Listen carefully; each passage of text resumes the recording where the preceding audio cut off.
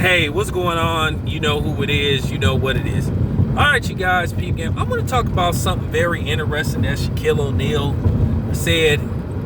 And when he first said it, I was like, I don't know about that. I was like, that's kind of like out there. But then when I thought about it, it's one of them situations when you evaluate it, you kind of like, well, let's talk about it. And that's why I made that video. Let's talk about it, ladies and gentlemen. All right. Shaquille O'Neal was on Instagram. I don't know who the gentleman he was doing an interview with, but they asked Shaquille O'Neal because, as you guys know, Shaquille O'Neal was the #1 overall pick in 1992 out of Louisiana Tech, or is it Louisiana State? One of them motherfuckers. But anyway, it was out of Louisiana. But nevertheless, Shaquille O'Neal went on to win 4 championships and become a first ballot Hall of Famer. He scored over 27,000 points. Correct me if I'm wrong. How many points did Shaquille O'Neal score in the comment section? 26, 27? Something like that. But nevertheless, Shaquille O'Neal had a brilliant career. Some people believe that he could have did a little bit better, but he couldn't control his weight because, as you guys know, Shaquille O'Neal owns a string of restaurants, and most of us believe that Shaquille O'Neal eats at those restaurants when he goes there. He has a restaurant in Las Vegas, a chicken spot, and he has a restaurant right next to the Staples Center called Shaq's. I did a video from there. But they just asked Shaquille O'Neal if he was building a team based off, I guess, #1 picks. Who would he select? And of course, he had Allen Iverson. Allen Iverson, #1 overall pick. 1996, him and Kobe Bryant came out of the same draft class. Allen Iverson went #1. Kobe Bryant went number 13.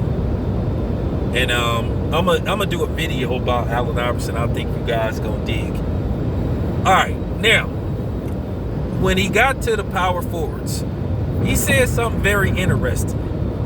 He said he would take Chris Webber over Tim Duncan, and Shaquille O'Neal broke it down. Now we all don't agree with some of the stuff Shaquille O'Neal says, but he made a valid point about Chris Webber, and I'm going to talk about Chris Webber too, about his overall talent. But he said he would take him over Tim Duncan. As you guys know, Tim Duncan went #1 overall in 1997. #1 overall pick to the San Antonio Spurs. And as you guys know, Tim Duncan just got elected into the Basketball Hall of Fame on the first ballot. Tim Duncan went on to have a very successful career, 5 championships, 3 finals MVP, 2 league MVPs back to back, over 25,000 points scored if I'm not mistaken. So he had a hell of a career. But you look at Chris Webber, to a certain degree, Chris Webber, towards the latter years of his career, he started to have a lot of injuries, couldn't stay healthy. To a certain degree, his reputation was stained in the NBA via Don Nelson, the biggest egomaniac that ever coached basketball. So Chris Webber was selected #1 overall by the Orlando Magic, but he was eventually traded for Penny Hardaway. But Chris Webber, within his own right, had a successful career. Chris Webber, like I said, he was plagued by injury. He started getting hurt, and it just got to the point to where he just couldn't play anymore. But when he played, he produced. You know, career average, I think somebody put up his career average. I don't want to put up his career scoring average, but it's between 17 and 19 points a game, maybe 20. 21 if you're reaching, but somebody put up his career average when you see this video, please, because I'm just freestyling this right now. I didn't look on my phone and dig up his actual numbers, but I think he scored, 17,000 points, 18,000, something like that. So put that up there too. But nevertheless, he would have hit that 20,000 mark. He would have hit it. But unfortunately, he didn't have the accolades that Tim Duncan had. Many people believe Tim Duncan was the greatest power forward that ever played the game. And he's, at least in anybody with common sense, more than likely top 10 that ever played the game. I think he's top 10 easily. And some people have him probably top 5. I have top 5. Straight up. I was building a team. I'm taking Tim Duncan any day of the week. I'm taking him any decade, any year. I'm taking him in, like, you know what I'm saying? Straight up. I'm going to tell you who going to be in that discussion if he can maintain staying, if he can stay healthy from this day forward. I think we may have that discussion about who was the best power forward or forward period out of Kevin Durant and Tim Duncan. That's going to be a very interesting discussion because we know Kevin Durant should have went number 1. But nevertheless, let's get back to the Tim Duncan thing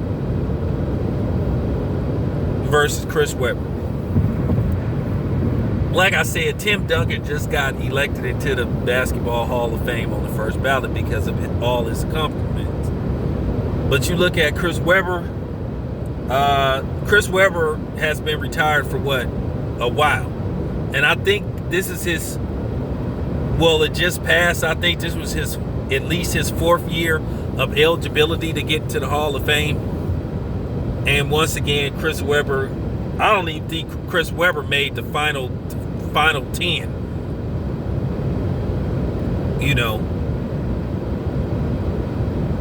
So I find that interesting with Chris Webber because you wonder what would have became of his career if he'd been able to stay healthy and if his reputation wouldn't have been tarnished. Because I'm going to tell you this story again. When he came to the Golden State Warriors, Don Nelson, I think, who is the biggest, me and LBZ talked about this. I hope LBZ do a follow-up video, or Big Mike, because Don Nelson was just a moron.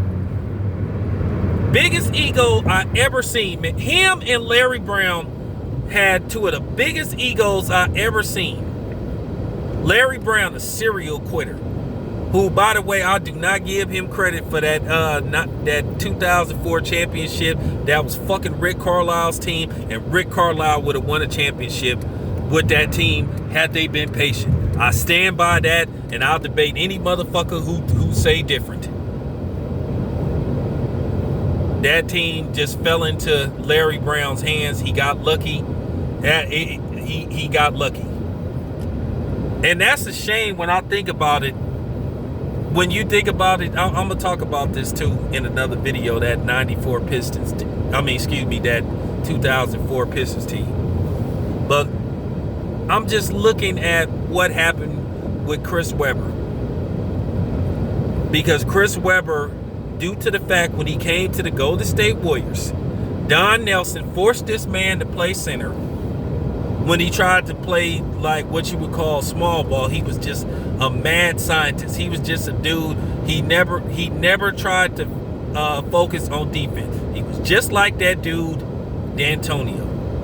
And that's why he could never win shit. He had good teams. He just couldn't win.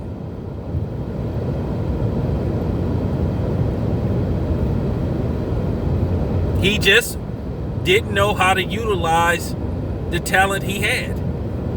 And then he gave Chris Webber that asinine contract where Chris Webber could become a free agent after 1 season. Nobody understands why he didn't lock Chris Webber up for at least 4 seasons. But yeah, Chris Webber had never played center, and they had him playing center. And Chris Webber averaged, I think, 19 points a game, something like that. And I think he went on to win Rookie of the Year, if I'm not mistaken. But he didn't want to play center. So him and Don Nelson had a fallout. Chris Webber basically was going to go sign somewhere else. So what they did was agree to a sign and trade or something like that. And then Chris Webber ended up with the Washington Wizards. That was at that time the Washington Bullets. And after that moment, I despised Don Nelson. I despised him because had he kept that team together, because like I said before, Don Nelson ruined two potential at least championship caliber team. That Ron TMC team, you never know.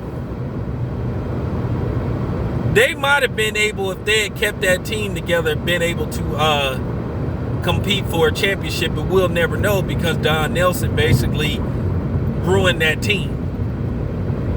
He should at least try to get that team at least with Mitch Richmond, Chris Mullin, and Tim Hardaway, which, by the way, Tim Hardaway should be in the Hall of Fame. He needed to give that team a chance, and he gave up on that team after 3 seasons. And he basically traded Mitch Richmond to Sacramento for Billy Owens. And then that's where he had that team with Chris Webber where they ran that small-ass lineup, and basically they got knocked out of the playoffs like in round 1, I think, by the Phoenix Suns. But, Don Nelson admitted years later that he ruined that team, and he said because of his ego, he messed up that team. Well, we know you messed up that team, and you was about to fuck up this Golden State Warriors team too.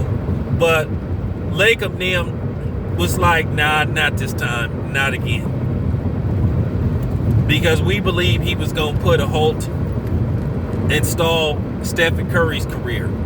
And a lot of people saw it, and the ownership group was like, nah, you got to go, not again. Because no telling what he would have did with Stephen Curry. He probably would have just ruined Stephen Curry, because I don't know if you guys know, there was this thing that Don Nelson hated playing rookies. Damn. But yeah, I'm just getting, I made this about Don Nelson, but I want to get back to Chris Webber. But this is what I'm saying. Chris Webber's career got ruined by Don Nelson. So he went to teams with this so-called bad reputation. And then Chris Webber ended up leaving the Wizards, and then he went to the Sacramento Kings. And the Sacramento Kings, if it wasn't for that Sacramento Kings team, they gave us one of the best playoff series in history. Now, a lot of people believe that they got jobbed on some of the calls versus the Lakers. But Chris Webber went to that team, and he made that team for at least 2 to 3 seasons a championship caliber team. Real talk. And I'm going to tell you something. That lockout season that they played 50 games, and Chris Webber went to Sacramento, and Sacramento played very well. I think Chris Webber should have got the MVP, but they gave it to Karl Malone. So Chris Webber was unfortunately a victim of hearsay. And as I keep telling you, there's nobody that I know that played with Chris Webber that said he was a bad teammate. You had more people criticize playing with LeBron than they did Chris Webber. But like I said, due to people smearing Chris Webber's name, Chris Webber had a horrible reputation for years. And it followed him everywhere he went, even to the day he retired. And I think to a certain degree it's still following him now. This is why I believe that Chris Webber isn't in the Basketball Hall of Fame. Now, let's just say Chris Webber did play for those San Antonio Spurs teams. with Ginobili, Tony Parker, David Robinson, does he have the same success? Well, that's a question we'll never know. Here's the thing about Chris Webber that I do have to be completely honest about. Chris Webber, to me, never came across as a guy that kind of like was a get in your face, lead by example type of guy. He seemed like he needed somebody else to do it. But that Sacramento team he played for was good enough to where if they got past the Lakers, they would have won it all. They would have won it all. And like I said, a lot of people believe that they got jobbed with some of the calls because at the time, let's just face the fact, the NBA wanted certain teams to go to the finals. It wasn't like the NFL where, hey, whoever get there, they get there. Motherfuckers gonna watch it anyway.